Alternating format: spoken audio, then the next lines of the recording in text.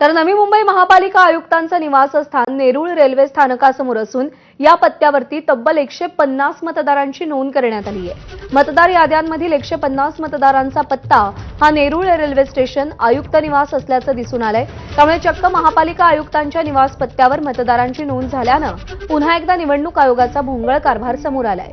याआधी महापालिका सार्वजनिक शौचालयात मतदारांची नोंद आढळली आहे आणि त्यानंतर पाम बीच रोडवर 250 मतदारांची नोंद झाली असून आता महापालिका आयुक्तांच्या निवासी पत्त्यावरती 150 मतदारांची नोंद सापडली आहे। या प्रकरणी मनसे पोलखोल करणार आहे। नवी मुंबईमध्ये निवडणूक आयोगाचे अजब गजब प्रकार हे समोर येऊ लागलेले आहेत। एकीकडे सार्वजनिक शौचालयामध्ये मतदारांची नोंदणी झाली होती, त्यानंतर पाम बीच रोडवरती 250 लोकांची मतदार नोंदणी झाली होती।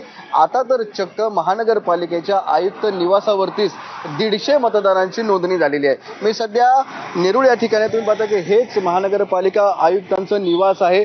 सध्या या ठिकाणी डॉक्टर कैलास शिंदे हे आयुक्त आहेत आणि याच निवासावरती आहे ते 150 मतदारांची नोंदणी ही करण्यात आलेली आहे। रोज वेगवेगळे मतदानाचे आहे ते मतदान नोंदणीचे घोळ हे समोर येऊ लागलेले आहेत। आता तर चक्क महानगरपालिका आयुक्तांच्या निवासस्थानावरतीच 130 मतदारांची नोंदणी झालेली आहे।